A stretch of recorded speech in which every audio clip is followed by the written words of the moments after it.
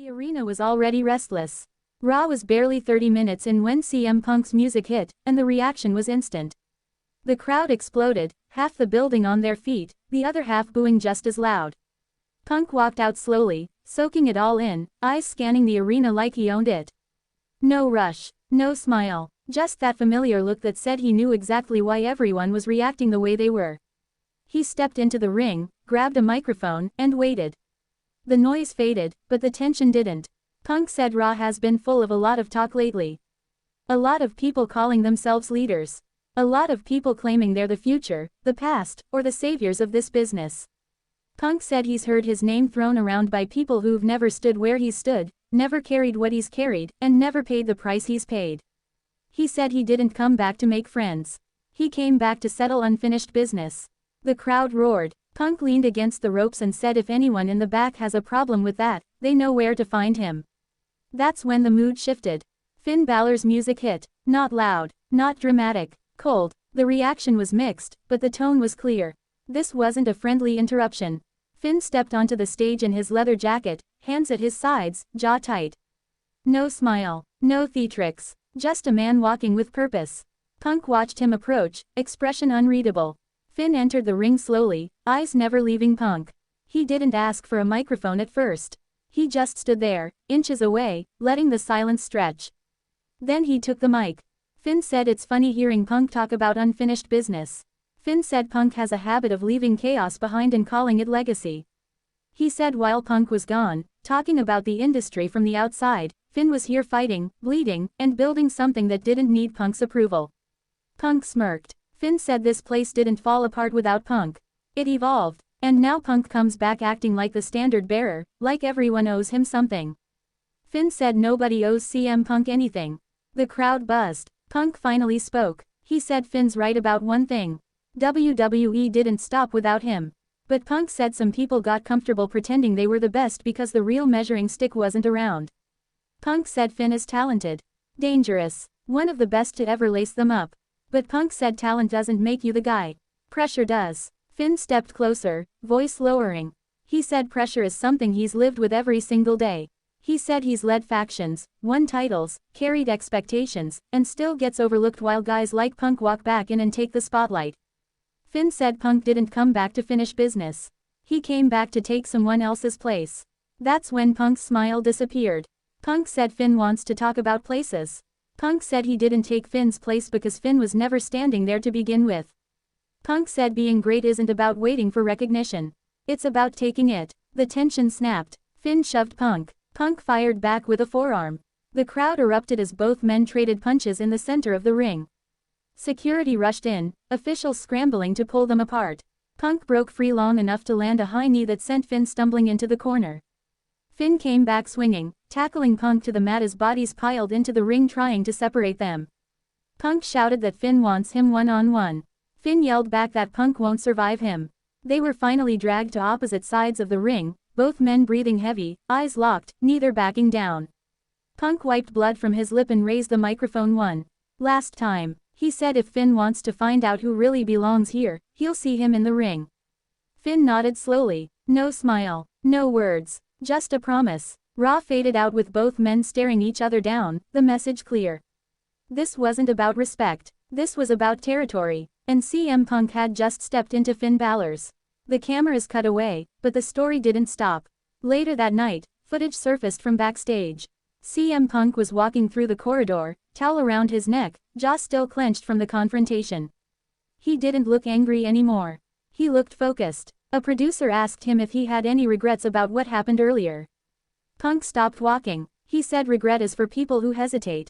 He said Finn Balor didn't interrupt him by accident. He did it because Finn knows exactly what Punk represents. Punk said Finn's been fighting to be the centerpiece of this place for years, and now the one man who changes the temperature of every room just walked back in. Punk said Finn isn't mad at him. He's afraid of being forgotten. Across the arena, Finn Balor was shown pacing in the Judgment Day locker room. Damian Priest tried to calm him down, but Finn brushed him off. He said this wasn't Judgment Day business. This was personal. Finn said Punk walks in talking about pressure like he invented it. Finn said pressure is carrying a locker room on your back while being told you're never enough. Finn said Punk doesn't understand that kind of hunger. Finn said he's not looking to make a statement. He's looking to take something from Punk.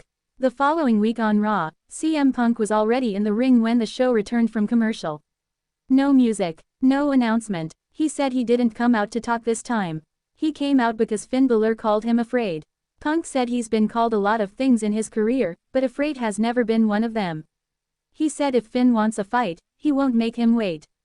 Finn's music hit immediately. Judgment Day stepped onto the stage, but Finn stopped them. He walked down alone. Finn entered the ring and said Punk wants honesty. Fine. He said he's not afraid of CM Punk. He's offended by him. Finn said Punk's return sucked the air out of the room for guys who never left. Guys who stayed loyal. Guys who built this place while Punk walked away. Finn said if Punk wants to prove he still belongs, he can do it the hard way. In the ring, with Finn Balor, Adam Pearce appeared on the stage, microphone in hand. He said this has gone far enough. He said Raw needs control, and if both men want to settle this, they'll do it the right way. Pearce made it official. CM Punk vs Finn Balor. Not tonight. At the Royal Rumble, the crowd exploded. Punk nodded, eyes never leaving Finn. He said Royal Rumble is fitting. 30 men, 1 winner, and 1 match that proves who really belongs in the spotlight. Finn leaned in and said Punk won't even make it to the end of the match. Finn said the ring will remind him why he left in the first place. They stood nose to nose as officials rushed in again, trying to keep space between them. The weeks leading up to Royal Rumble were brutal. Finn targeted Punk's weaknesses. He attacked his knee during a tag match. He blindsided him during interviews. Judgment Day hovered nearby, never touching Punk, but always reminding him that Finn wasn't alone. Punk responded the only way he knew how. He survived. He fought through pain. He refused help. He stood in the ring after every attack, daring Finn to finish the job. On the final Raw before Royal Rumble, Punk and Finn signed the contract in the ring. No table flip, no brawl, just words. Finn said Punk is a legend. Legends fade. Punk said Finn is elite. But elite isn't immortal. They signed. They stood. And for the first time, neither man moved. Because this wasn't about stealing the spotlight anymore.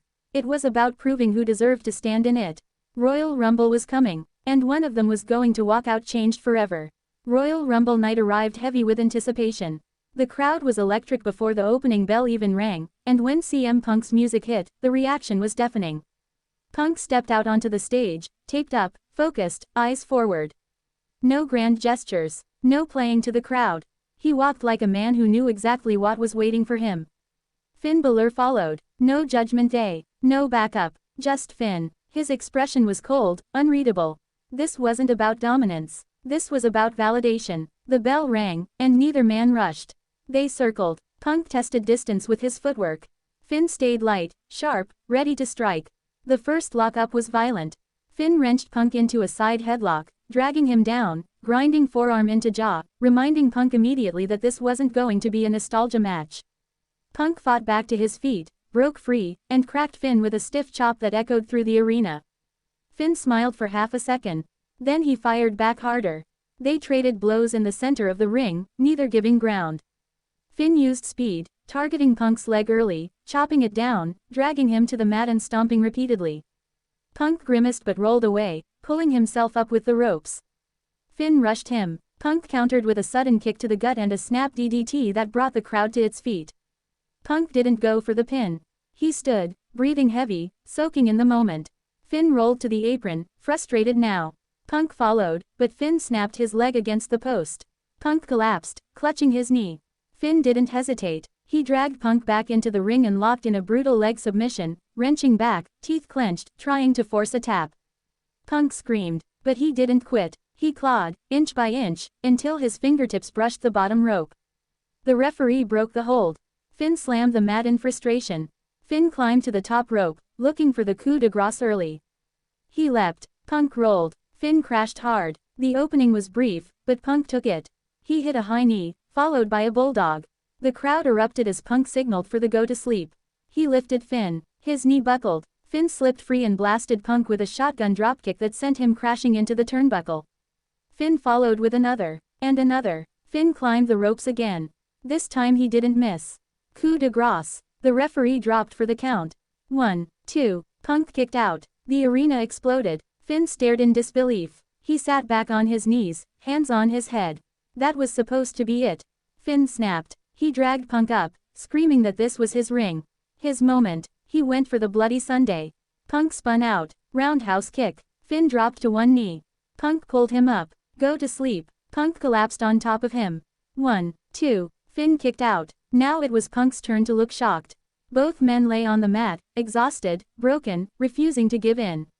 They pulled themselves up using opposite ropes, eyes locked, respect and hatred colliding in the same stare.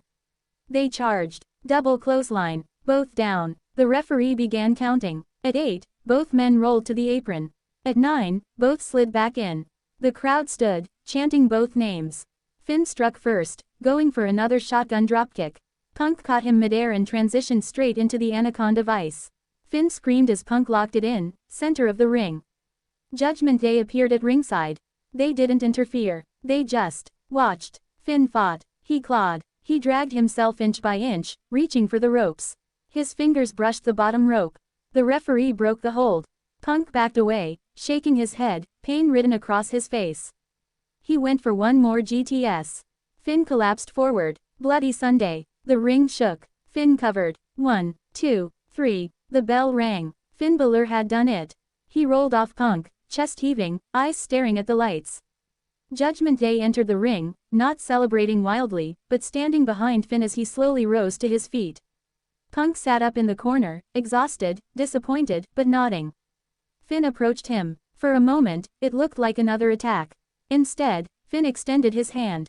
Punk looked at it. Then he took it. The crowd erupted. Finn helped Punk to his feet. No smiles. No hugs. Just acknowledgement. Judgment Day left the ring first, Finn glancing back once before disappearing up the ramp. Punk stood alone in the ring, soaking in the reaction.